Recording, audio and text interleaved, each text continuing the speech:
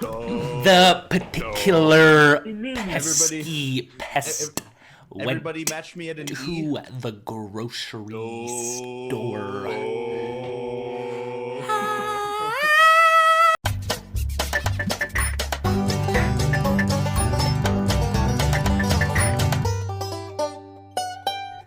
And welcome to episode 2 of the No Thumbs Up podcast. Today we are reviewing The Revenant, directed by Alejandro G. Inarritu. It came out in 2015. So, Dane, have you seen this movie like prior to going into it this time? No, I haven't seen this one before. I had heard about the story of like what actually happened and stuff, but I hadn't seen the movie before. I was pretty excited about it going in. And Josh? Yeah, this is like my third time seeing this movie, I think. So I pretty much already knew it happens, but I can definitely say it's not worth the third watch. Not worth the third watch? I don't think so, no, personally. And Joe? Yeah, this is my second time seeing it, and I think it's worth a third watch. Josh, This was your movie to recommend, right? yeah, Oh, yeah, I think there's a lot to take home from it, and I think it has a lot of good symbolism, a lot of good storytelling that you could definitely watch it again and again and still kind of pick up on new things, and you know, I think it's worth that time for you if you have it. So, a couple things about the movie before we kind of get into the plot. Like I said, it came out in 2015. It has a Rotten Tomatoes critic score of 78%, so not as high as Parasite, which was like 99% or something like that. Yeah. And 84% audience score, which I'm pretty sure also isn't as high as Parasite. So, the story of The Revenant follows Hugh Glass, Yes. yeah, who has just like a crazy story, even beyond what they even tell in this movie. And they do actually make up a couple things for this movie about him. For starters, he doesn't have a native son. No native son or native wife at that. Yeah, or a native wife. Yeah. But like, I feel like they kind of did that to add Some emotion into the story. Yeah, because I'd grip you a little more. without that, it becomes more of a Yeah. like revenge story, which I mean it still is, but I think it's like you don't sympathize with him as much that way. Okay, so it had a budget of 135 million and a box office of. Does anybody want to guess? I don't know. 540 million. I was saying, 326 million. Oh, okay. Yeah, it's 533 Oh, million. wait, was it? Yeah, and I guess the movie would have been like $40 million cheaper, but it actually took too long to film. It was like 5 years or something it took them to film. Oh, I don't think it was. Oh, wow. Not like the actual filming process, but like what I'm referencing is they were taking too long because they were filming on scene in Canada, and the snow started to melt, so they had to move everything to Argentina. Yeah, I think like a Chinook came in or something while they were filming and just like melted all the snow. I'm pretty sure that the scene where he wakes up like under the horse when like the water starts melting off of the tree, that was supposed to be the Chinook, I guess. Okay. Yeah. Okay. Yeah. So unless anybody has anything else to say, I'll just get into the plot here. Movie time. Okay. So it starts off with a vision of our main character, Hugh Glass, and he's thinking about his kids and his wife and this big pyramid of bones. And you hear a lot of breathing, which is like a theme audio-wise through this whole movie. And I feel like there's a lot of attention paid to the audio in this movie, whether it's like orchestra or like, I don't know, just like, the heavy breathing or even just like the silence. Yeah. Very good sound design. Definitely I'd like to go do a second watch of this and just kind of try and pick up more on that stuff. And then we get our title card, and we see Hugh and a couple of the other guys wading through the water with their rifles, and they see a moose, and they shoot it, but it alerts nearby Pawnee Indians that they're around. Of course, they don't know this yet. Cut back to the camp where we see the protagonist of the movie, Tom Hardy's character, John Fitzgerald, who is just a delight. What a guy. Yeah. They are. There's like this is the first of.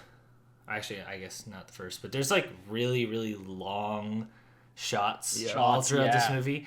Following with the camera. Yeah, they spent several months just rehearsing all these scenes before they ever got to shoot them, and the director only wanted to shoot with natural light, so they only had like an hour or two to work with every day, so they were just basically practicing that on repeat, and then like having to perform it all at once, all in one long take.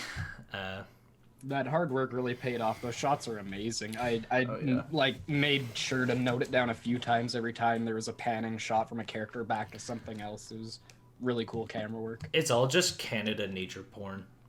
Yeah, like, literally. I really just actually like felt at home watching this movie. Like you could just go out 5 minutes out of town and see that kind of landscape. Yeah, it's really like not that far like from us, like where it was actually filmed. It's like, it's like a 3-hour drive, maybe. Yeah. Oh wow, really? Well, yeah, Well, that would make sense. Yeah, it's in Kananaskis. So it's like, oh shit, okay. It's like just like an hour west of Calgary. So to continue, the camera eventually reaches another important person in the story, Captain Andrew Henry, who you might recognize as General Hux from Star Wars, or he was also one of the Weasley brothers who died. Really? Yeah. And put those two together. Yeah, he's like the oldest of the Weasley brothers. He's only in like one scene, or a couple scenes, anyways.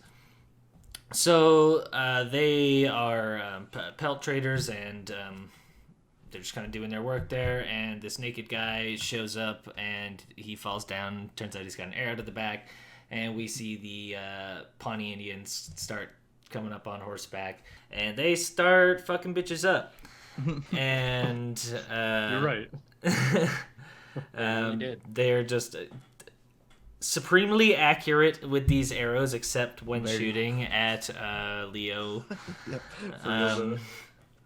So they're kind of hiding in the trees. Where they're like he's like riding away from like there's like 5 of them behind him on like a horseback, and like there's just so many chances to shoot him and they just don't. Yeah, when he's like swimming away in the river, and particularly when they're all just there, and yeah. The classic movie bad guys can't hit the good guy. Honestly, yeah.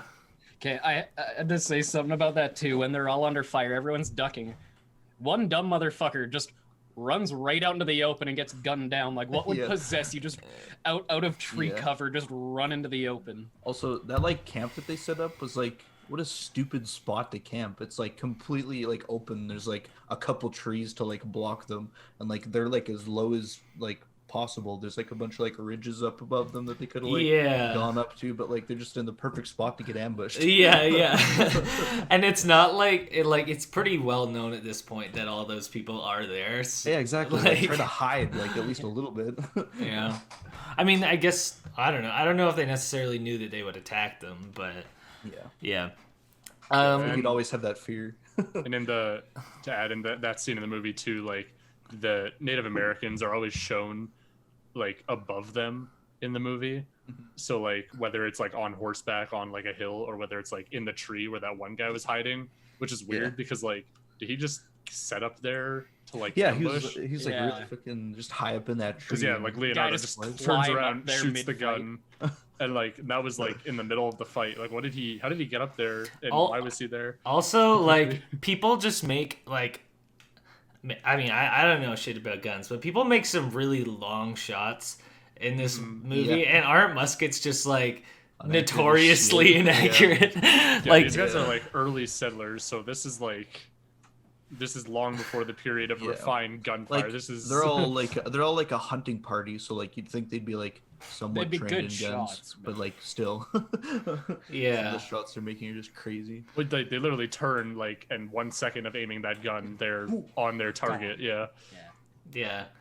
yeah, no. When he just like shot him out of the tree, I was like, No. Yeah. I don't know. Just watching somebody talk about this scene, they were just saying like, seeing the action scenes in Marvel movies, like there's so many cuts, and yeah, they're still cool, but just having one long shot like this and have it still be so tense is just really awesome. Anyways, so they decide they need to run. They to their boat is their best way of getting away. Fitz cool is boat, by the way. constantly talking about grab the pelts during that, where Glass is saying leave the furs, get to the boat for safety. So it kind of comes in that Fitz really only cares about what he was there for the money. Yeah. And they really hammer that in through the whole movie. Yeah. So I think 10 people get away on this boat, and they pretty quickly just ditch the boat because of Glass, who the captain really trusts to make the right decision and know where he's going, because he's really the only one who knows the land. I should have talked more about like Glass, the actual person. He, I guess, was the actual guy lived on the sea, and their boat got boarded by pirates, and they killed everyone else except him. And they took him. He eventually escaped from the pirates, like to the Indian territory. Had to cross like cannibal Indian territory before even this movie starts, and he ends up with the English fur traders. Yeah. So This guy just can't like- catch a break. Yeah. I want to see the prequel to this. yeah. Where's the pirate movie? The Pirate Revenant. So that's why he knows his way around these parts, I guess. And so he says, "Yo, we got to ditch the boat. Like, they're gonna see this boat going downstream, and they'll find us and kill us, and we'll be done." So he says that we need to trek a new track back, and Tom Hardy's character John, or Fitzgerald, really doesn't want to leave the boat once again, because he's like, well, we're not going to be able to get the pelts at this point, still bringing it up. Money. When we go back to the Pawnee, who just took their camp, we find they're looking for the, I don't know Daughter. the daughter of the leader of them, I presume. I don't know if he's a chief. Yeah, or, he's like the chief, pretty much. yeah, I don't know how their politics work. But the Pawnee take all of their pelts and go to trade them to the French, and they say, we want horses, because obviously some of their horses died when they attacked the Englishmen. There are Englishmen, yeah, I'm guessing. Some of them are, well, like French as well. Yeah, Like, they're the people they're trading with are the French Yeah. people, but I think the ones that they attacked obviously are more of the English settlers. Yeah.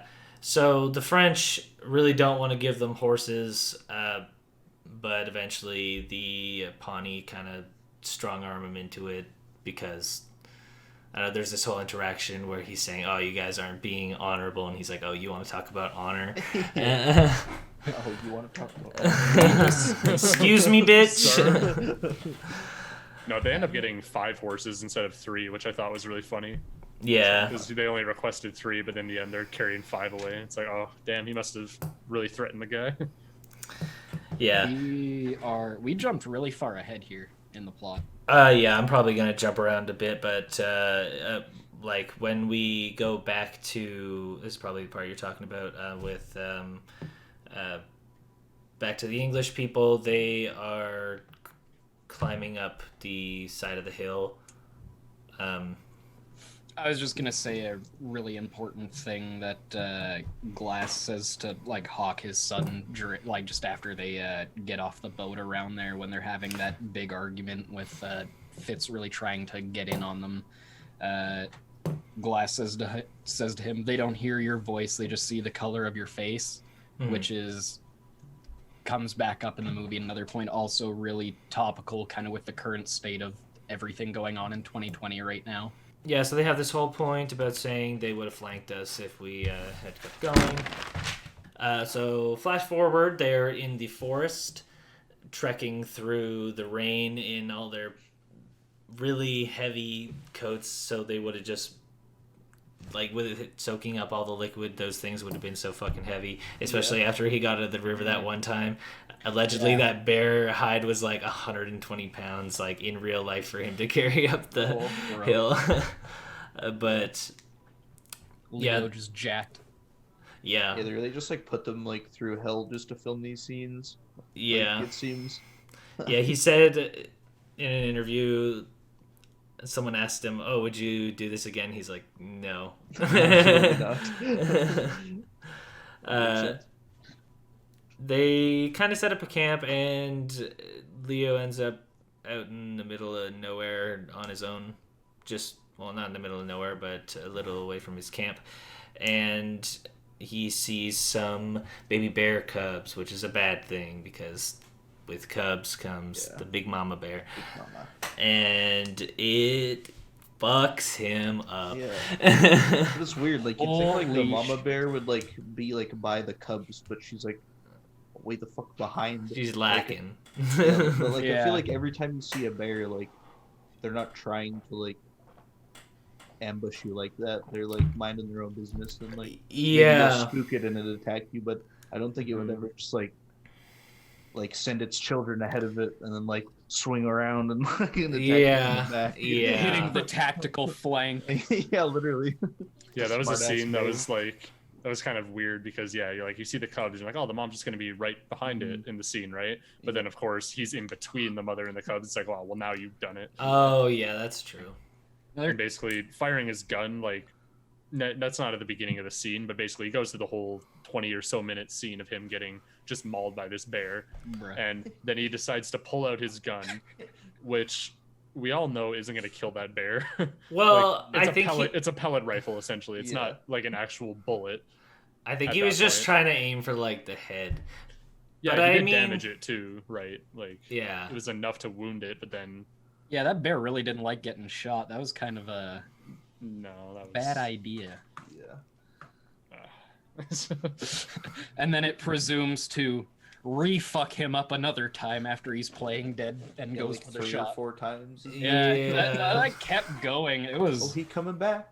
That was visceral as hell. Just like close-ups on him getting mauled over and over. Yeah, like that's what I love about the entire like movie itself. It's just a series of intense ass scenes. Yeah, when you think it's gonna back off, it'll keep going. Yeah, you feel his struggle the entire time because it's just going through so much crap. And then it's just like, and then cut away for a second, entry porn. Nice scenic porn just for your eyes to watch, and then all of a sudden, look at these trees. Every transition shot was just so beautiful in this movie of giant panning. It's so nice. Yeah, it just made me like proud watching it because it's just a very unique movie in the way it's shot, and I'm just like, Canada. Yeah, it's nice too because like just from like being around here and like looking at all like the trees and stuff, like it's all shit like you like recognize. Yeah. This is like just from around here. It really does feel like this is Canada. The wilderness around here. It makes you feel home in a way almost. Yeah. Mm-hmm. Another motif of him still breathing as the breath still I hated breathing. the just like gurgling sounds when he was like breathing after that. It's just so just like visceral. It was just like This man wins his Oscar for his gurgling skills. Honestly. Yeah. Yeah, so he stabs his bear. It falls on top of him. His crew comes and finds him. They probably heard the shot and maybe the bear attack. and they push it off of him, and he's just in terrible shape. More insight into Fitz's character here. He doesn't stop talking shit even with the guy dying, basically. Yeah, Fitz is all pissed that he fired the gun in the first place because he's all worried that they're going to notify the Pawnee where they are. Doesn't think about anything but himself, that bastard. So, Yep. anything, nothing but the pelts. Yeah, nothing but the money he's gonna lose and the fucking sake of his own wife. God. Yeah, so they think he's pretty much going to die. Yeah, so he's on this stretcher. They think he's going to die, and it's just becoming really kind of impossible to carry him on. There's a lot of time that passes over this movie, so there's a lot of shots of just like people sleeping and stuff like that. So this has been, I think, over a night by this point, like probably, I'm going to say a couple days. And so they're just like, you know what, we'll just kill him. Like, we got to get out of here. And the captain can't bring himself to do that, so he says, hey, I'll give 200, or no, I'll give 70 coins to the two men who will stay back with him, basically until he dies, so that he can get a proper burial. And it gets up to 100 coins, and then John Fitzgerald said, or no, what is it? Then That one actor that everyone hates, the face Bridger is his name. Yeah. Bridger and Glass's son Hawk stay back with, say that they'll stay back with him and they won't even take the money. Yeah. To which Fitzgerald jumps in, says that he'll take their half of it. Yeah, their cut, and which is like in this movie, because he's just so hammy about being like, yeah, fuck Glass, I hate Glass, let's kill him, let's go. And then he's like, Well, oh I yeah, thought no, that was a I'll good stay idea. back with him. Yeah. He stays back with them. They are chilling out for a little while, and but the minute that he is finally alone with, like, Fitzgerald and Glass are alone together, Fitzgerald is like, you know, you're kind of killing us out here. We got to get going. Just, if you want me to kill you, blink. And then he just like sits there staring at him until obviously he has to blink, and the camera just stays on him for so long. I just honestly started laughing at this scene. That's another just like hold my eyes open as long as Yeah. too.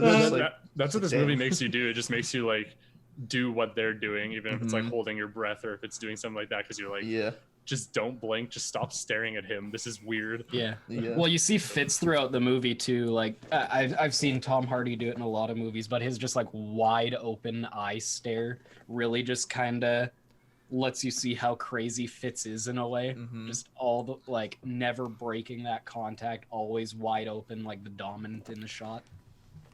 Yeah. No, he's intent on getting what he wants, no matter what. Yeah. And Good old place in Texas. Yeah, the Texas. So eventually, obviously, he's got to blink, and Fitzgerald doesn't wait long before just going for the throat. He starts choking him out, but who should come to save him but Hawk? Smashes him over the head with, I don't know, a shovel or something like that. Was that the back of his It It was a rifle. Oh, the butt of his rifle. And he starts screaming, oh, you'll be hung for what you did. And he's calling for, what'd I say? Bridger. He's calling for Bridger, saying, yeah, you'll be hung. Like, which isn't really a good thing to say to, like... He's doing the exact opposite of what Glass told him earlier with, like, keep your mouth shut, they don't hear your words. Yeah, and especially around Fitzgerald. So he's thinking, no, you're being too loud. He gives him a couple stabs, and Fitz really upsets Glass. He's just from the mouth. He wants to kill this guy now, and Fitzgerald just drags his body away, buries it presumably somewhere, and pretends nothing happened. When Bridger gets back, he's asking, hey, where's Hawk? And he can't find him anywhere. Of course, Glass has witnessed this whole thing, but his throat's all fucked up, so he can't say anything about it. That was the worst part, honestly, is just knowing that he can't just can't go through it, and he just has to sit there and take it because there's nothing else he can do. He can't even move his body at this point. He's still a cripple. Yeah. And in that scene too, I should say, when you see Fitzgerald like just sitting by the tree smoking his pipe there before Bridger gets back, you know he's just rehearsing it in his head. He's just going through like all of what he's gonna say to Bridger to like try and cover up his story. That's what he does the entire movie. He's just like plotting what he's gonna say next to people to make him believe. He's just make them believe him. Scheming to make his version what happened, essentially. Because no one else should know. Yeah, it's a whole cover-up story. That's all this is. So another thing, when he stabs that kid, holy shit, Hawk is such a piece of shit, but oh my god, is Tom Hardy a great actor in this. Like, even though, like, I mean, it's obviously his job to make you want to hate the character, that's what he's doing, but he does such a good job of it. Yeah, like when Hawk falls to the ground, he's just like, shit. Well, how am I gonna weasel my way out of it now?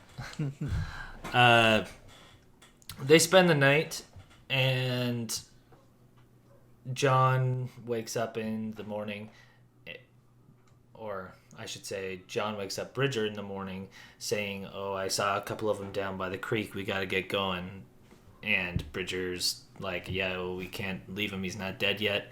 So with some silver tonguing, Fitzgerald kind of weasels his way into saying, he's not going to be alive much longer.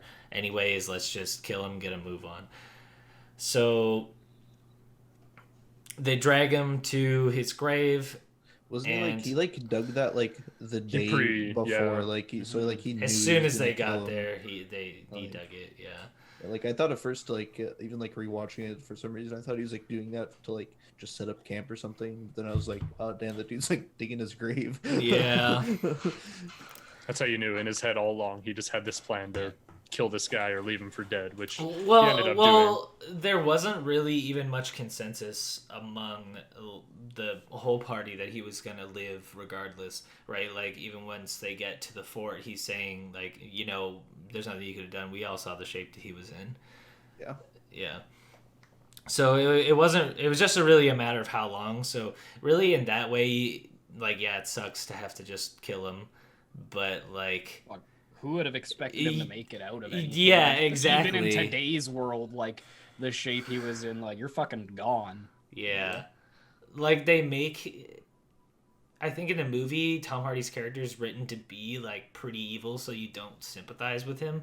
But in real life, he was probably just this guy is going to get us all killed. Well, I have to wait back here for this dude to just die just so that we can lag behind. No, he's very realistic with what he's thinking and stuff, but he doesn't take into account anyone else's feelings on this character. No. It's just kind of his own thoughts that are getting through to him. Especially back in that time too. It's kind of how it was. It's someone died. Okay, move on. Yeah. People didn't live that old anyways. No. This was in the 1800s, early 1800s, 1819. Another constant thing. The whole story is basically about survival and hunting and everything. Clinging that way. To life. It's just what times had to have been like back then. You fight for your next meal, hunt it. That's how you live. Yeah. So Fitzgerald decides if he's going to bring Bridger back with him, he's kind of got to have some dirt on him. So that's why he gives him the gun to shoot Glass, and he can't do it, so instead he leaves the canteen of water that he was carving into for Glass on him and just leaves them there to die. And they run off. There's a shortcut of the crew that traveled ahead, just kind of traveling through the mountains, and then we come back to Glass, who is just breathing in the dirt very heavily and manages to muster up enough strength to flip himself over and crawl through the dirt. Which, man, he crawls like hundreds of kilometers in real life, or miles. And I think he crawls to like a lake or something. He crawls up to Hawk's blood still in the snow. Oh, yeah. And it's clutching it. Yeah, he crawls over this tree to Hawk and just kind of lays his head on him. Once again, he didn't actually have this kid in real life, but he just lays his head on him and falls asleep. There is this really kind of deep connecting shot of his breathing going out, and then it goes like through the clouds. And I like that, like big, like fogging the camera. Yeah, and then it goes to where Fitzgerald is once again smoking his pipe, plotting his plan, and Bridger's still kind of shook about the whole thing, and he's starting to ask questions. He asks him, "Wait, did you even see anybody down by the creek?" And he said something about a dozen of them back there when he first told Bridger it was 20. So Bridger is questioning if like Fitz actually did see anything. Yeah. Didn't he also question like if he was like down at the river at all? Yeah. Like, why were you there? I brought back a bunch of water. Yeah. So he pulls a gun on him and he starts asking questions, and everybody's always too afraid to pull the trigger at Fitzgerald because he's just got the mad eyes. Yeah, just steals the gun away from him, gets him on the ground, points the gun to his head, and basically he's just like, I'm gonna, like, if you're gonna tell people, then I'm just gonna have to kill you. And he pulls the trigger and it just doesn't light because Bridger didn't prime his musket with gunpowder. So he literally just thought he was gonna kill him, but because of just, I guess, just fate deciding that he wasn't gonna die that day, Fitzgerald just puts the gun, throws it down to him. He's like, hey, come on, we're fucking going. And Bridger's just shook. There's so many just like lucky scenes just in this movie. Like it's like, like damn, that just not happen. It is a movie after all. We gotta take it with a grain of salt. Like, we know that this guy had to go through all this stuff to really get to where he was today, or every character did in some way that and I mean, it seems a little that they're human, I guess, in a way. It seems a lot more coincidental looking back at something that happened too, right? Because how fucking ironic of a name is Glass, by the way. Just he True. is so unbreakable. Yeah. That wasn't it. Yeah, interesting choice of name for such a character, but honestly. he was also, I guess, a real character. Yeah, I was gonna say, but that's his real name, so it's like Glass crawls back to his cot, and he's basically foraging the camp for anything he can get at this point to keep himself alive. If not far from their camp, he finds a decaying buffalo, I assume, and he snaps some bones off and just eats the bone marrow from the inside. He's really just being a bottom feeder at this point, just really trying to get anything that he can get to survive. Which is like really smart, like to just like get bone marrow, like the only part of the animal that's like not super rotten at that point. That hunter's mentality of just knowing the parts of the animal. Well, yeah, like his survivalist skills are really just genius in a way, like for the time period at least. Today it's like, with modern medicine, that's fucking just stupid to do any of what he did in the movie. But like back then, when that's all he had, he really made the best of just his fucking resources in the land, which probably goes to show his native background with those people and what they've taught him throughout the years. Because I'm sure the people, the settlers and they wouldn't have known any of that. Yeah. Mm-hmm. He crawls some more and ends up at this cliff where he sees a river, magically teleports down, which like Come on. Yeah, I know. But yeah, this is where we see him singe his his throat throat together. shut. Throat wound. So That was a good scene to watch. Gunpowder. yeah, with some gunpowder and makes a little fire. I was literally about to say something about like, oh, this man just can't feel pain at this point. Then as he cauterizes, he fucking passes out. From Yeah, the... passed Fuck! out. Thank you, Josh. I realized it's backwards though. I don't know how to fix No, it. It's not mirrored backwards. on your engine. Oh, is it? Ah, gotcha. I can read it on. Yeah. Let's go. So he's slowly getting his energy back at this cottage, trying to just feast on whatever he can, and eventually the Pawnee find him, and he backs himself into a corner hiding, but they find him anyways. So he has to just slip into the river and kind of let it just take him wherever. Yeah. Not really much he can do about it at this point. But Again, like, this what are, part, like, the chances of like them like just crossing the river at that exact point he is? The reason that they do that is because he sees the caribou, or whatever, deer, elk, caribou, crossing the river, and the Native Americans were hunting them as well. So that's the coincidence of that scene. Okay. Okay, I didn't They pick were- up on that. They were hunting what was crossing the river there, and you can see they were looking in the direction that those caribou were going. Oh, So, okay. and that's why he gets into that situation in the first place. hmm. And they Oh. obviously they go and find his little nook that he was hiding because he Yeah, backs off. he's like pretending further to down. shoot it with his rifle. Yeah, that was a fun. It's kind of just showing like what he lost at that point. He's kind of like, shit, I could have food or something, but I'm But just here I am, crippled. just picking out little like pieces of shit from the rocks. basically like he's eating fucking little snails or something. I don't know at that point, but While he's drifting down this river, all I could think of is just how much I wanted to drink that water. Does it just look like? just beautiful Nice. glacier water, Yeah. just untouched. As he's going down the river, floating down, it kind of like drops off with those falls every few times. All I could think of with that was just straight up Nessie's Revenge button glacier. Button to glacier. Was the slide. Another thing, like, he's actually like swimming pretty good there. He's putting like all of his energy to get away into that. I liked how they were showing that because like right before that they show him like walking with the stick with this like upward camera angle and he falls, and like so they're showing he doesn't have much strength, but he like is giving her in that water to get away. So it's probably like every last drop of him just trying to keep living.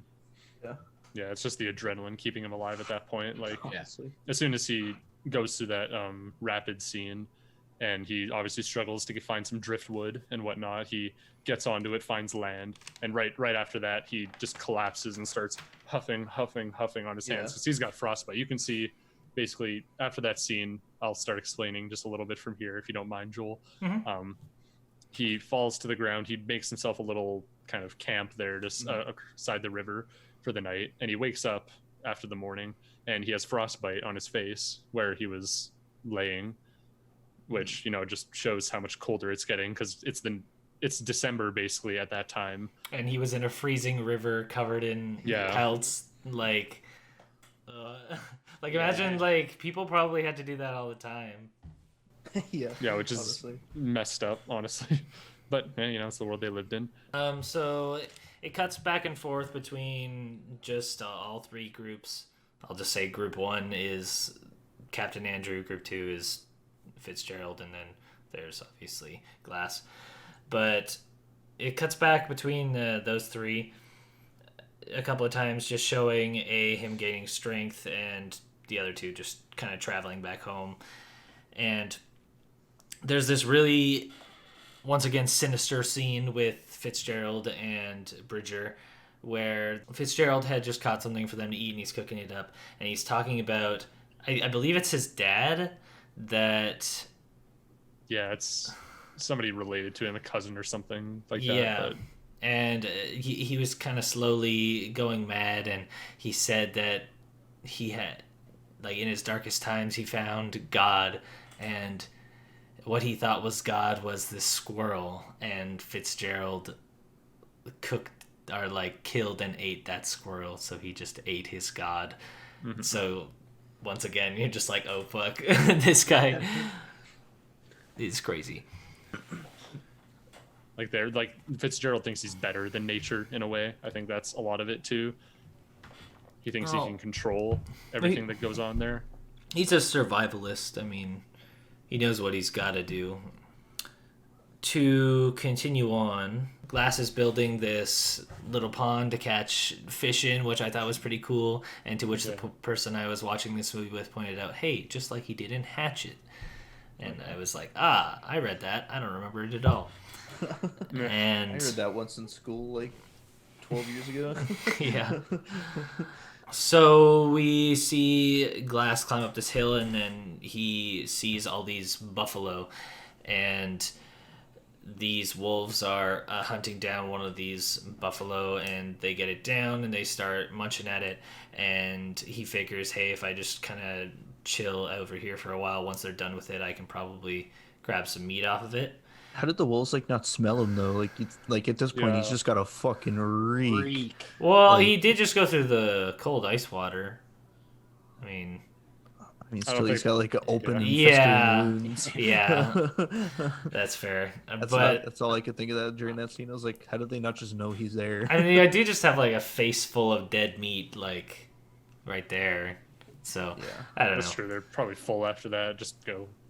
Do Yeah, I don't know.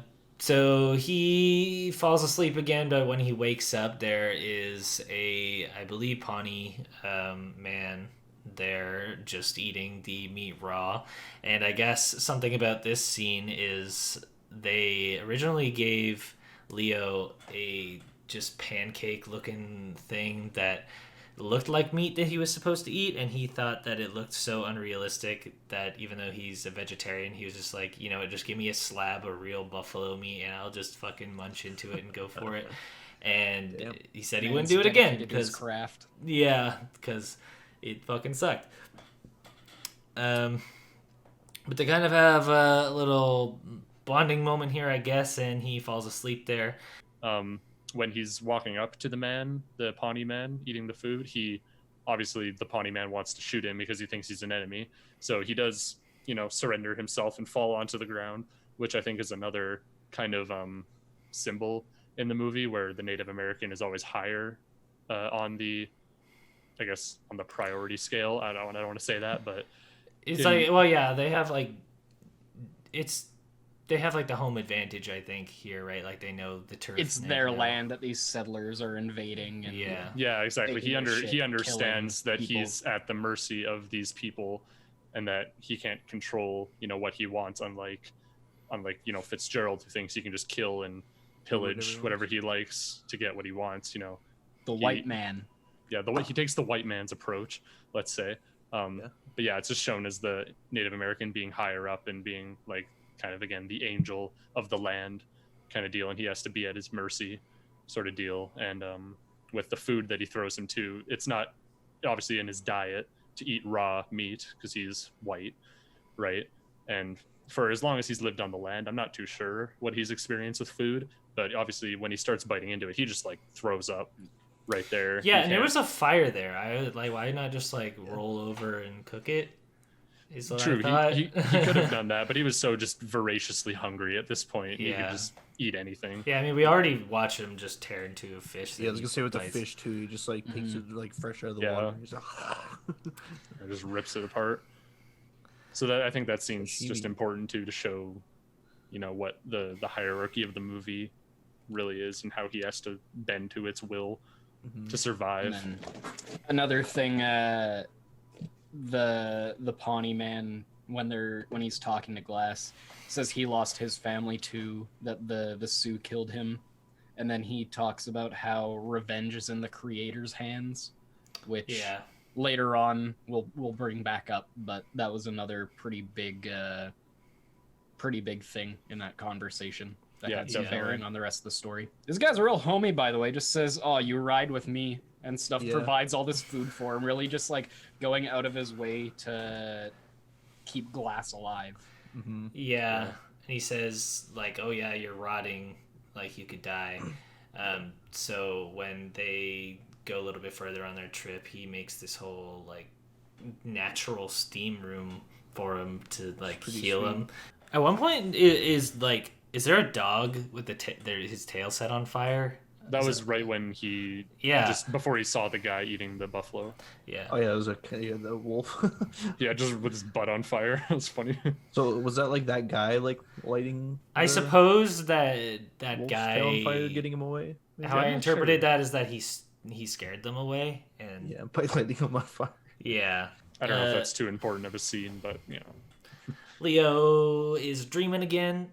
He sees I think a goat in this thing, and then sees his son, and even in his dreams he gets cucked, and his son turns out to be a tree. that's a good scene too. The whole destroyed chapel that he goes to. He sees obviously like these I want to say depictions of like kind of demons eating people and like angels and stuff. And he finds his son looking at it, of course, and he like goes to hug him. He's so happy that he sees his son, but then it just cuts to him like hugging a tree, and it's really sad. You Yeah. really feel for the guy. Like, Finally, damn.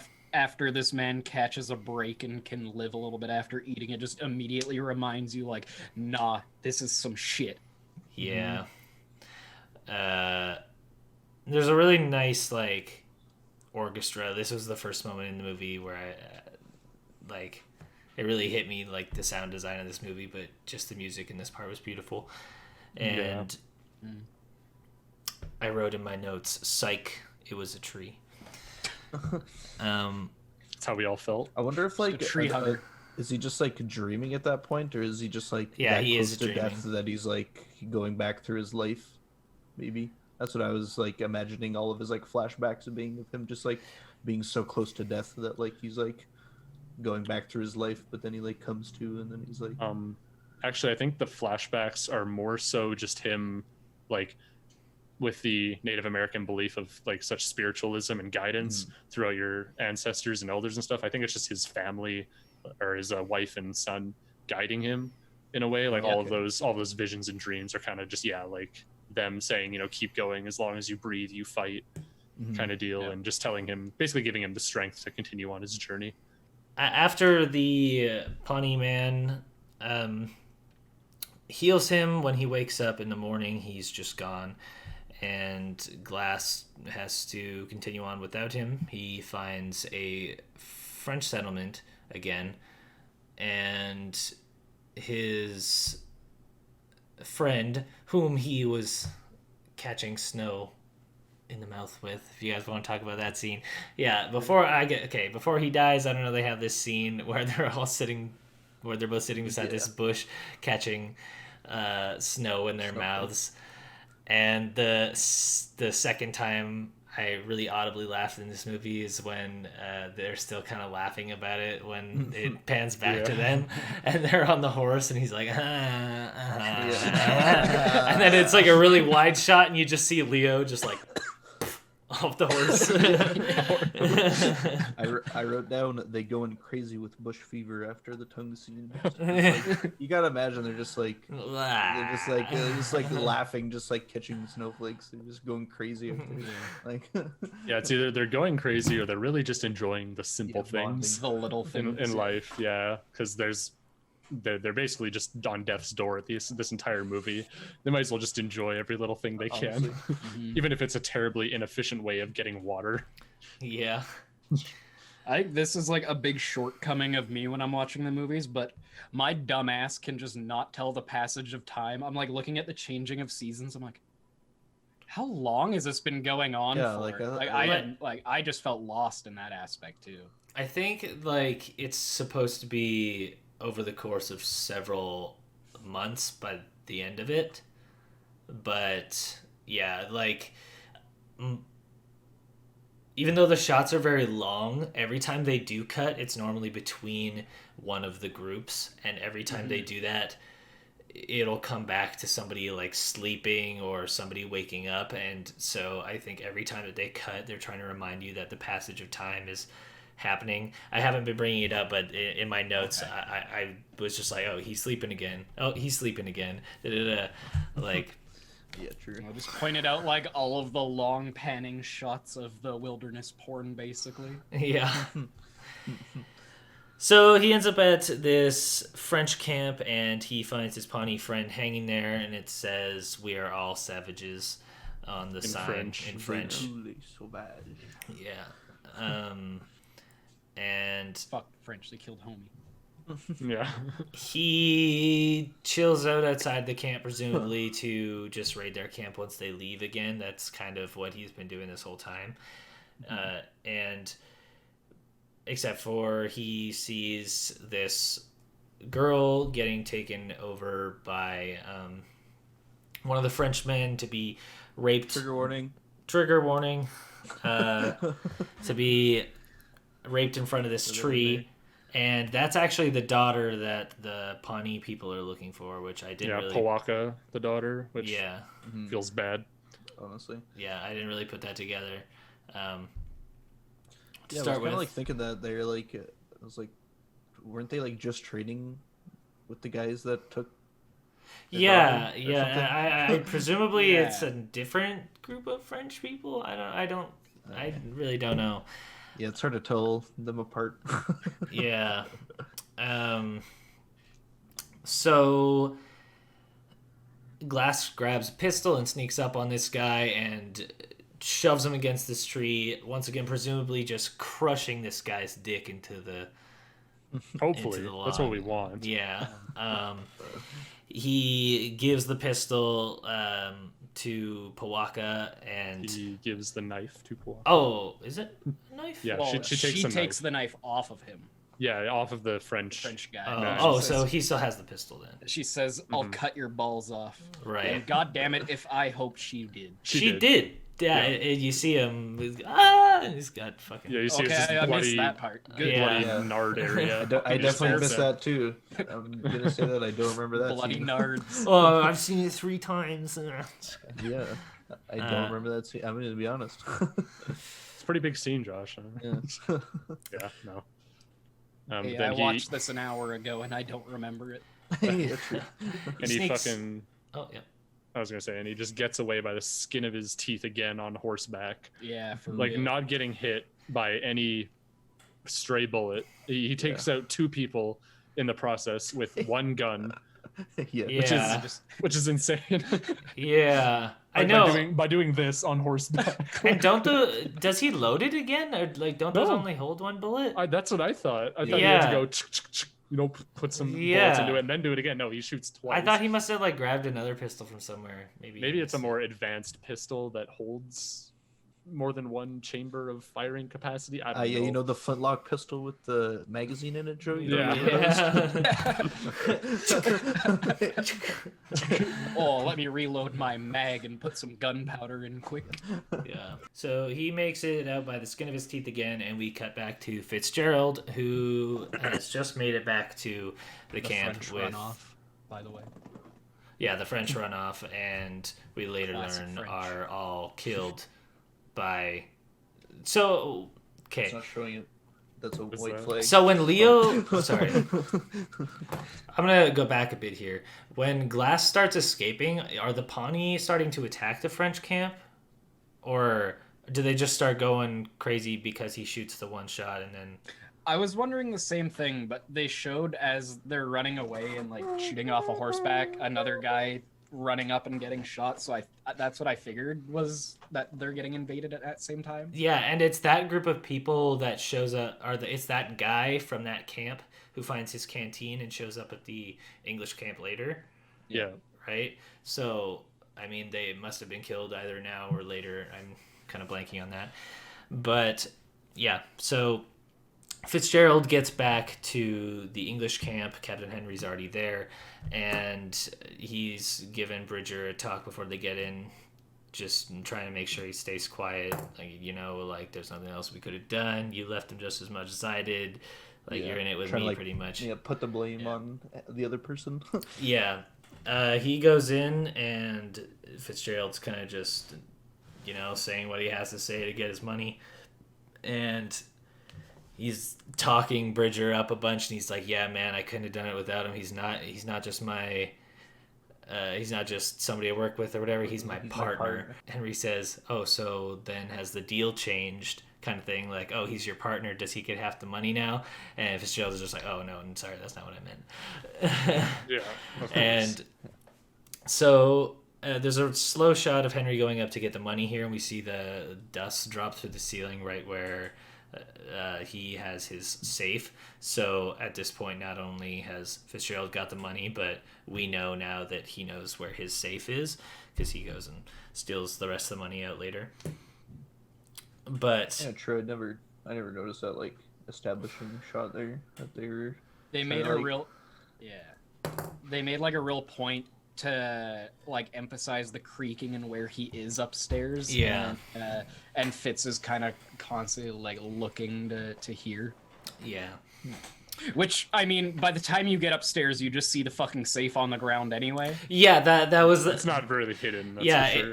That was actually in like the Cinema Sins video I was watching. He was like, oh, this slow establishing shot to like make sure that the audience knows that he knows where it is, but then when you go up the stairs, it's like the only thing you see to the left. Yeah. Yeah, and Fitzgerald, even though he does make this $300, he is talking to Henry. He's like, yo, we got to go back and get these furs. We still need that money. And he's saying, yeah, we're going to wait for the, like, this militia, or no, not militia. We're waiting for another company so we can go back, because obviously it's going to be difficult to get these pelts back. Yeah. And Fitzgerald is like, I'm not a bodyguard. I was paid to get pelts. I got the pelts, so I want my money now. And Henry's like, yeah, we already are $300 down. Like, I told them that, what does he say? He said nobody's getting paid until the job is done, essentially. Yeah, and he said that he's already $300 short because overspent. he faked that he had extra tools and food and stuff like that, just so that he could pay Fitzgerald to stay back with Glass. Yeah. Yeah. I wrote down, good, Fitz won't get paid, fuck that guy. Yeah. Yeah. Honestly.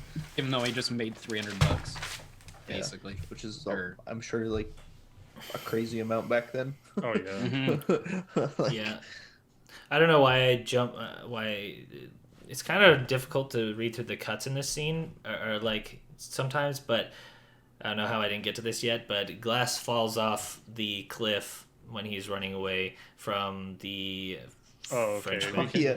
Yeah, As a we little can get bit. to There that. you go. Yeah. So when Glass is running away on this horse, he runs out of space and just ends up falling off this cliff. His horse, you can tell, is hella dead, but He's Glass, they kind of make a point of showing that he falls into the good. Oh, the tree. tree. Like, you'd That imagine. broke his Yeah. fall enough to have him survive. Yeah. And I'd kind of just jumping back a couple of seconds, like a little bit before that. Sorry, they made a point to show the Pawnee girl that was kidnapped. Well, I don't remember what her name is, but she was washing the blood off of her hands after they just like stabbed the dude and were killing people to get away and stuff. I thought that was just kind of cool symbolism. oh, one thing I did notice too, you know how in the snow, he writes in that one part, Fitzgerald killed my Killed son. my son. Yeah. Also, when he was waiting at the By part the where river. Yeah, he was also scratching it into Oh, the rocks. he made a point to, like, even if he died in, like, that spot there, somebody would have known that Fitzgerald killed his son. He made, Yeah. like, he was trying that entire movie. It's a revenge story, so he's, Never Yeah. forget. Yeah. that's all he wanted. Yeah.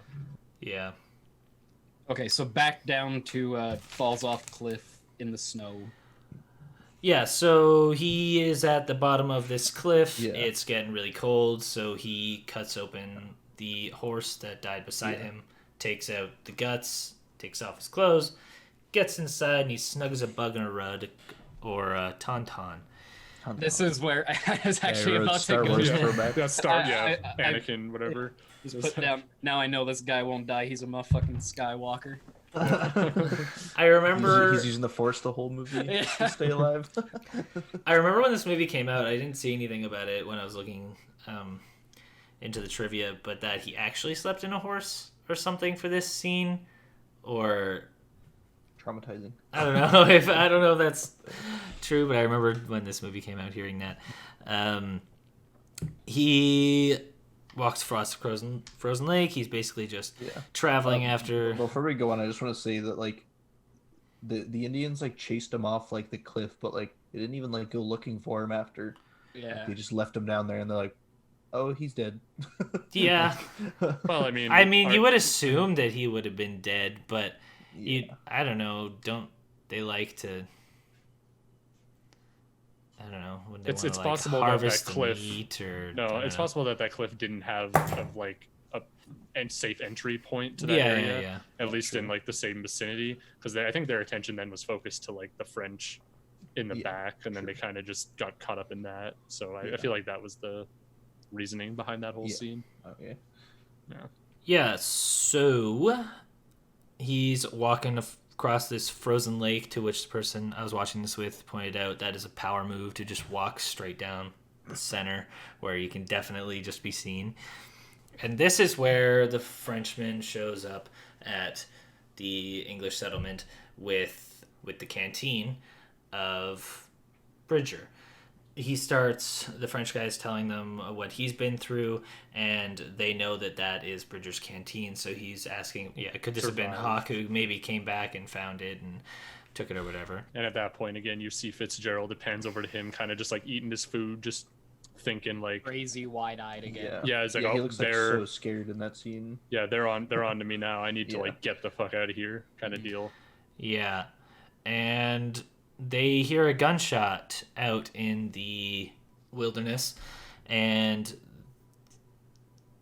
or is that what makes them go out there? No, they go out there because they think that like somebody could be alive. Right. Oh, yeah. So I think they go to search the camp where the guy found the canteen so that they can try and find Glass. Mhm. And then they hear a shot, and they find Glass, but he's pretty much out of energy, and he like faints again. Right? No, he just collapses in front of them, like he's like he can't walk anymore. They put him onto horseback to get him back to the doctor at the camp. Yeah. What a cool scene, by the way, with all that torchlight going. Yeah, I love that. I had that written down too. Just pure darkness, but those torches, it looked super cool. I don't know why it reminded me of that. Just like the horse scene in like Lord of the Rings, where they have to like hide underneath the bridge to keep away from the ring rates. Yeah. I don't know why it just reminded me of that. Yeah. Captain Andrew, whatever. He's pissed, so he goes looking for Fitzgerald, and he can't find him. He finds his friend. He's like, "Yo, where the fuck did he go?" And he eventually gives up the information. Then he went to Texas, or he's going to Texas, and he can't find him in the fort. So he goes and finds Bridger instead, and he starts getting really pissed at him.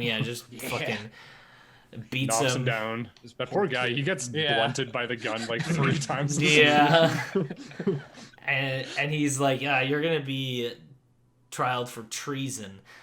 And so he's just shitting his pants. He's all scared, and just nothing but a good guy the whole movie too. Yeah. Like saving that woman, trying to do the right thing for Glass. He just keeps getting screwed over. Yeah, when he like gave that woman the bread to eat. Yeah, well, that's a great thing about Bridger too. Is he's basically like Glass in a way, where he only wants like the best for these people, these Native Americans. It's because he gives like he gives Glass the canteen in hopes that maybe he survives. Probably, I'm thinking that's why he gave it to him.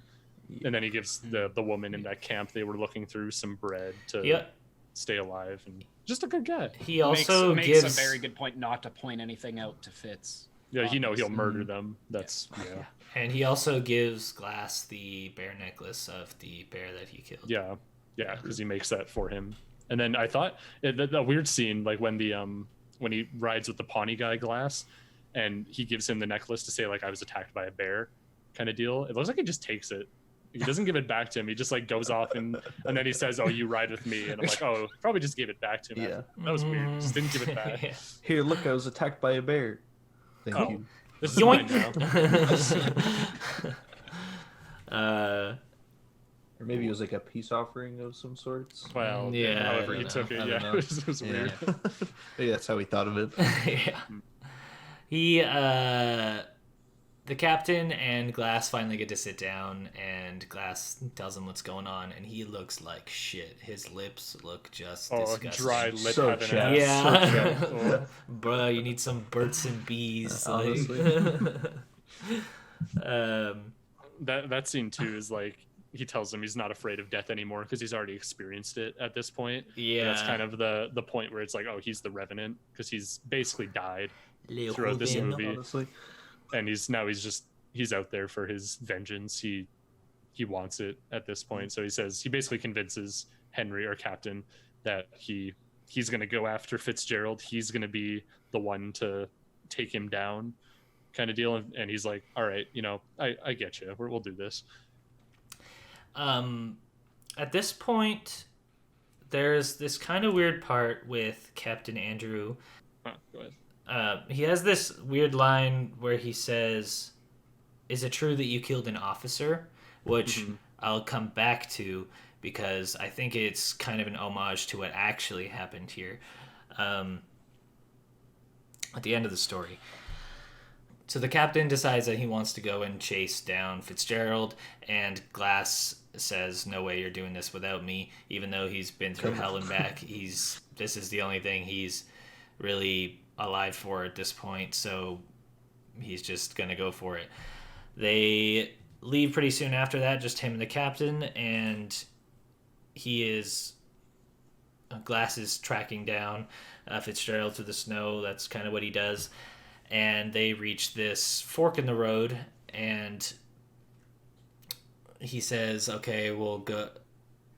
You go down east, I'll go up west, and we'll meet in the middle. If it's just the Pawnee people or whoever, then we'll come back and meet here, kind of deal. And of course, they had to split up like Right when it was inconvenient. The worst part, it's like, oh, one of them's gonna find him at this point. Yeah. Like, So General Hux goes the wrong way and gets I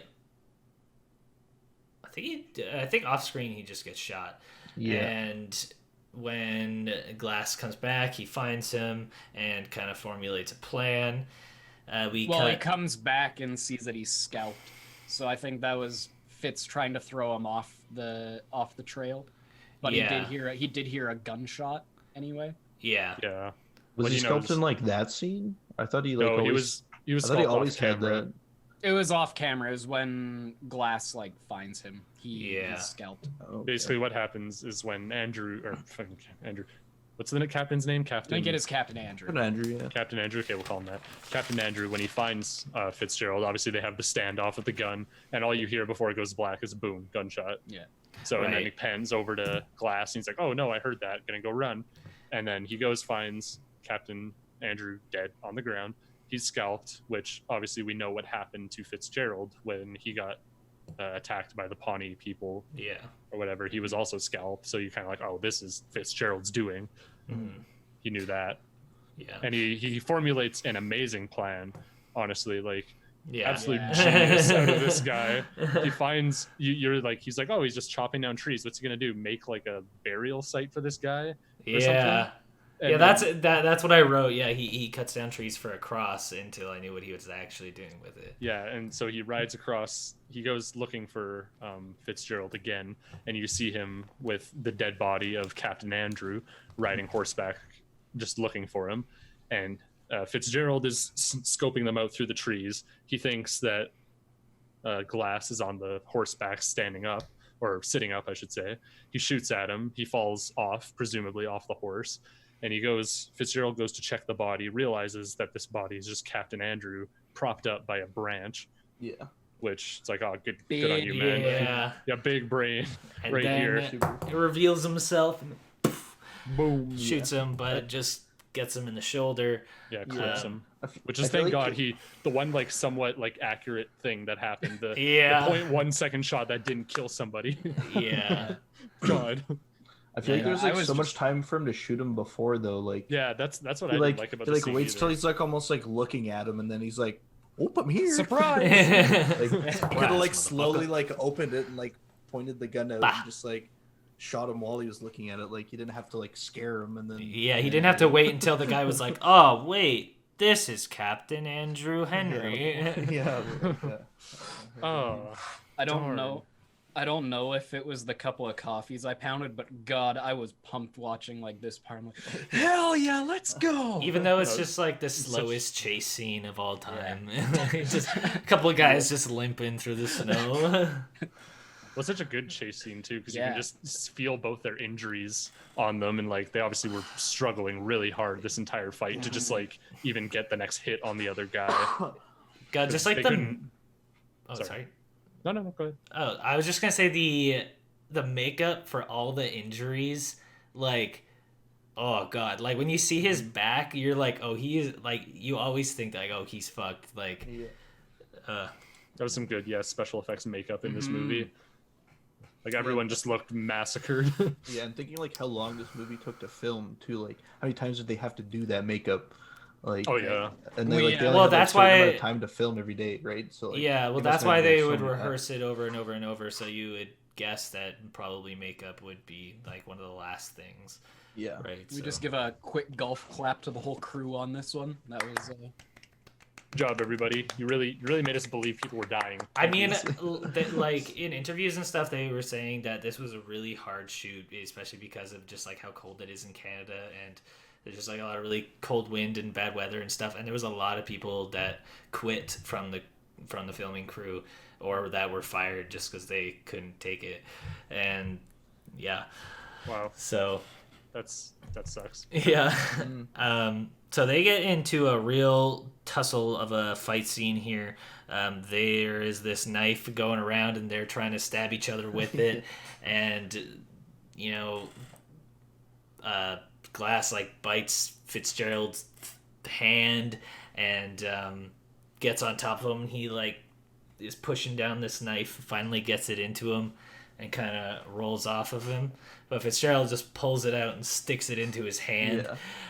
Doesn't he also like at one point like go and reach for like a The tomahawk and just like right into That his was- hand? Yeah. I love that, That was so the- much. Just like- He just My flips fingies. around and boom, just takes his Yeah. fingers right off. Yeah. Oh, I love that. Just that sheer just desperation attempt out of him just to get something on him. Oh, What a Yeah. great, like, everything in that scene was so well put together, too. Like, the long shots of it back and forth and everything, and the violin screeching really, I thought that was And- awesome. Like, the sound was great in it. Just too. think of how beautiful this movie is, and there's pretty, like, very little CGI in this movie at all, and they used no lighting, like, except for crazy. one scene by the fire where it was flickering too much. I guess it was distracting, so they put a bunch of light bulbs on the ground under, like, kind of where the fire is, and that's the only time they used any lights. Like, that's just awesome. Yeah, he pulls the knife out of his hand, and Fitzgerald's trying to crawl away, and he stabs it into the back of his leg, and What a bad place to get stabbed. yeah, fuck that. But eventually, too, like just during this whole fight scene, he gets the knife, puts it into his stomach. Like Glass does that to Fitzgerald, puts it in his stomach. Fitzgerald isn't fucking out yet. It's like he's there's then no right after quitting that, either of them. No, and right after that, he puts it into the back of his leg, and then he just basically starts like he gets on top of him, and he's about to finish him off, and like Fitzgerald says, "Oh, this is where you get your revenge. Yeah. This is Yeah, like he this is what you've come all says- this way for. It's not gonna bring your dead son back." Yeah. He just his entire time he's taunting Glass just to like Honestly. just to get into his head. And I don't know why he thinks that will keep him alive, but he Yeah. does that. And then I guess the whole climax of the movie, Glass thinks back to where where somebody says the death is not like in my hands; it's in the Creator, God's hands. Revenge is in Revenge. God's hands, not mine. Yeah, and basically, in the end of this fight scene, the Pawnee people come up. He sees them. He's like, "Oh, I'm gonna leave this to them. Like this is in their hands now." Yeah, Just and- puts him in the river. The daughter and the father are there, so the daughter presumably told him that, hey, that guy saved my life, so they give him a free pass, even though he's kind of just bleeding out there. But yeah, I mean, we're not to assume that he lives, right? I think that's what the end of the movie. One thing there is they show him still breathing as the credits start rolling. Yeah. So to me, that shows since he's still breathing, he's still fighting, gonna live. Yeah, that's true. Since that was just such a big thing throughout the movie is the breathing. of Glass as he's slowly dying and everything. Yeah. So here's the last thing I was talking about, which I brought up before, where they said you killed an officer. So, unfortunately, this is movie land. Fitzgerald in real life doesn't actually die. What happens is Glass travels hundreds of miles going through most of what they did show in this movie. And when he does finally find Fitzgerald for his revenge, Fitzgerald has actually joined the, I believe, American Army, which makes him an officer. And because Glass wants to kill him, the military basically says, no, you can't because he's an officer now, and so he can't do it. And he just lives on, and Oh. yeah, That's in like the real life. story. In real life, Yeah. Obviously, in the movie, we see his body floating down the river. Yeah, And- but yeah. but just to think that he traveled all that way and doesn't even Yeah, get Yeah, poor well, guy. Yeah, it wouldn't have been a satisfying movie if he didn't get that kill. Yeah. Would have just been like, oh, well, why did I watch this? that would have been like a real subversion of expectations, though. That's So true. I was thinking that whole time, like right when he set up that ruse, I'm like, what if he just got like shot and died right now? That's how it ended. Yeah. Yeah. What if, huh? I wrote down too that I wonder if that river flows to Texas eventually. And maybe he finally gets to Texas just like floating down the river. Do they not like pick him out of the water? No. No. They well, kill they kill him. they Yeah. take him out and like scalp him and then like put him Oh. back in. Then they show him underwater as it's Yeah. flying and stuff. Yeah, and that is our movie. Like Dane said, we hear the breathing come in again, and it continues through the credits. Okay, well, that is our review for The Revenant. Let's get into some final thoughts then. I guess let's start with not me. Okay. Wow. Why not? Who's next on your screen, Joel? Dane is to my this way. So Oh, Yeah. this looks so dumb on my screen. Joel's okay. punching me and Dane's All right. Yeah. Yeah, I really like the movie for like 2.5 hours. I think it was. It felt pretty quick. I felt gripped by it the whole time. It was beautifully shot. I really enjoyed it. I gave it a stiff 8 out of 10. Stiff 8. Stiff 8. Stiff Ooh, 8. Not damn. even a rock hard 9. Just a stiff 8. That's all it gets. Shit. Not even a flaccid 7. Just Just stiff 8. But no, I like that Semi 7 Chub is 7. flaccid. Like, what's 1? Simi Chub 7. Sorry, Chelsea. Sound was awesome in it. Like I said, that violin music in the final shot really got me racing through it. I really enjoyed the movie. I'd give it a second watch. All right. Oh yeah. Joe, this was your movie, so are you happy we did it for the podcast?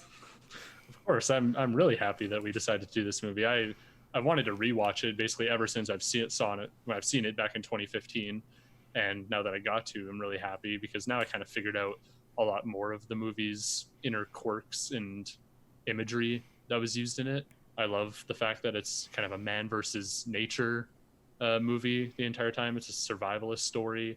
They really do a good job of making you just feel this man's pain throughout the entire movie. Like you're doing that whole thing. You're holding your eyes open.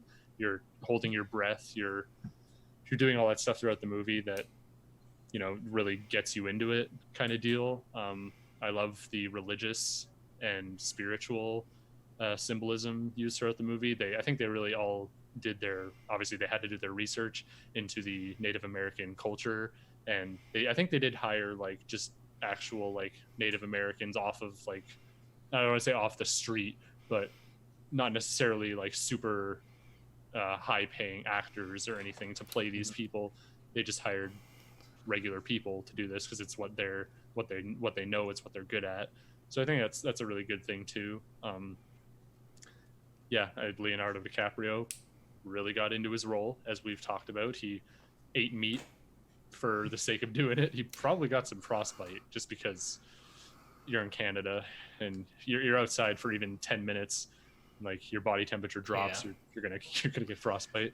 Tom Hardy's killing it too. Tom Hardy Absolutely. killed it and made you hate him the entire time. There wasn't a second I felt for that man. Yeah. Besides hate. Captain Andrew Henry, I do feel like at the beginning of the movie when he has the beard and he's trying to like bark orders and stuff like that, I really don't see him as like a captain. He's really not a captain. Yeah. Well, they said that earlier that I think it was Fitz or something said something about I wish my dad was a doctor so I could get a captain position or something like that. Oh, okay, yeah. Okay, Yeah. then that's good casting in that case then. That's true. And another thing I put when the captain, sorry to cut off the final thoughts, the captain was going through the camp looking for Fitzgerald. He just seemed like he really grew some balls out of nowhere. Like he was finally assertive rather than being the one that couldn't pull the trigger. Mm-hmm. Yeah, he definitely was a really passive character throughout most of the movie. He gave most of his role to Glass, really, to make decisions, which I guess kind of showed for who he was. Yeah. And that's the thing too. A lot of the characters were really human, really believable, obviously. And besides some of the very coincidental things that happened in the movie as a drawback, it was really believable that a lot of this stuff did or could have happened. And the survival tactics that were used for the time period were also pretty relevant, I think.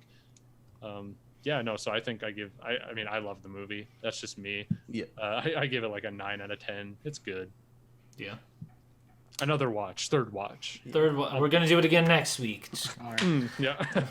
Spin the wheel. Yeah. All the Revenant. This is what you get every week. Yeah. Welcome to the Revenant podcast, where we rank the Revenant. Josh scared me. Okay, Josh, what'd you think? I mean, it was like my third time watching it, right? So like I pretty much knew what was happening, but like even still, like I'm like an outdoors kind of person, right? So like I feel like a lot of these like things that are like happening in the movie are like things I've thought of at one point, and like, oh shit, this could happen to me if I'm like out in the woods or something like that. So like I feel like it just brought like a whole other level of fear to the movie for me. Yeah, it's like, shit, what if this happens to me? Right? There's a lot of very real fear, a lot of like very real like situations, and it's crazy how high they keep the tension throughout the movie without all those cuts, and how they make the actiony parts feel actiony, like even when it is just one long like all these really long shots. And then I think, I don't know, like I love the movie. It was such a good movie, don't get me wrong, but like I just don't know what I'm supposed to get out of the movie. Like he goes through all this shit, all this stuff happens to him, and then it's like it's all for revenge. Like and that's just, why they add the son, I think, because he's really like he's like, not that redeemable a character if you take that part away, I think. Yeah, like if you think about like the real life story of like there's no son, there's no like wife or anything, like he's just going back to kill the guy. That's it. Yeah. Like, he's like, oh, you left me out here to die, which is like back in that time, like understandably, like like food is like hard to get. It's like it's survival of the fittest, and like I mean, got attacked by a bear. yeah, exactly. Like, I mean, on one hand, there's the point of like I'm not really sure what I'm supposed to get from this, but at the same time, it's because it is based on true events. Like these are just things that people did, and I mean, you know, you don't act in life trying to teach somebody a lesson. no. Right? Yeah, true. But But still, I think I still give the movie like at least a solid 8. Like it's like the sound of the movie, the music, everything about it. Like it could have definitely been like condensed. It is a slow burn. An Yeah. hour and 50. I feel like they could have like shortened some of the shots up, but I don't think it would have portrayed the feelings of the scenes as well. You know. I mean, at 2.5 hours, it's a big pill to swallow. Like it's a good one, but going back to it a bunch of times, it is obviously less exciting the more times you go back and watch it. It's like you might marathon it, not marathon it, but like kind of like in the way of Lord of the Rings. Some people have that cultish following, even though the extended cuts of those movies are 4 hours. ungodly long. Yeah. It's like you're gonna do that maybe once a year if you feel like it. Exactly. Yeah. You're not gonna do it every once in a while. Like, I'm gonna show my friends this movie that I watched last week. No, you're probably not gonna do that. So who coming to watch the extended? Nope. Anyway, yeah. So a stiff 8 from Josh. The one last thing I was gonna say is you could just take a lot of the shots out of this movie and just put them into Disney Earth, and it would just fit in perfectly. Yeah, for real. Can we do that? Just like take all the nature scenes from the Revenant and just make them just nature documentary. Just put see if David anybody Adams' notices. voice over top. And I give it an erect 6. Just kidding. Mine's gonna be a throbbing 9. Yeah. Okay. What have I God, what's started? 10? We've come to that point in the episode, boys, where we must tell our audience if we think that they should see the movie or if that it's fine that they give this one a pass. Okay, on a count of 3. 3, 2, 1. Ah! Yeah. I mean, we're picking pretty easy ones at this point. Yeah. Hey, Hey. don't say that. Hey, I don't say that. You But- could probably guess, but by what all of us had to say, Yeah. obviously we recommend it. It was a very, very good movie. Yeah, I mean, you don't give out throbbing 9s for just any Just movie. anyone. Just Yeah. anything. No, like if we're gonna recommend the movie, at least one of us is gonna enjoy it. I think, or maybe not even that, but we're gonna watch it, and I feel like we're not gonna ever choose a movie that's gonna be like unanimously no. I think it'll be fun if one of us, or if we get into a movie that one of us likes a lot and a lot of us don't like. Yeah, or I feel something like like that's gonna happen. Yeah. At some Once we point. really get into like banter, I think it's gonna be fun. So now we need to just last thing we have to do is spin our wheel and see what movie we're going to be doing next week. But before we do that, I would just like to remind you to subscribe if you like what we're doing here. Leave a like on the video if you like what we're doing. Leave a comment or suggestion if there's anything you think we could do better or anything that you'd like us to try. Talk as much shit as you want. Yeah. Hit that hit that motherfucking bell. notification bell if you don't want to miss anything. Motherfucking notification bell. Okay. Maybe I'll just... Okay, so here's our wheel for this week. I don't know if it's backwards for you guys or the right way. It's the right way. So on blue this week, we have Joseph's movie, The Last Airbender. On pink, we have Dobutsu no Mori, which is the Animal Crossing movie. That's Josh's movie. On green, we have What We Do in the Shadows, a comedy horror vampire movie. That's Dayne's movie. And my movie, Good Time, which I know almost nothing about. I just found it on Netflix and it has Robert Pattinson in it. So I just figured, hey, why not? Robbie P. So I'll start on red because nobody's on these two this week. Obviously, we are missing a few people. Yeah, let's give her a spin and we'll see what we're watching next week.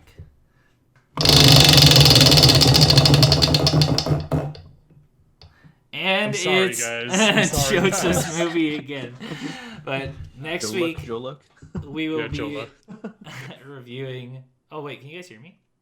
Yes. Yep. Oh, my thing isn't light. Oh, there we go. It wasn't lighting up. So next week we will be watching The Last Airbender by. Is it not second, by one James M. Night Cameron? Shyamalan? Oh, is it M. Night Shyamalan? Really? What? Hold up. Oh yeah, it is. Holy shit. Yeah, I Okay, thought so. No way. M. Night Shyamalan's The Last Airbender. So Amazing. until next week, we will see you guys later. Thanks for tuning in. Peace. Bye. Bye.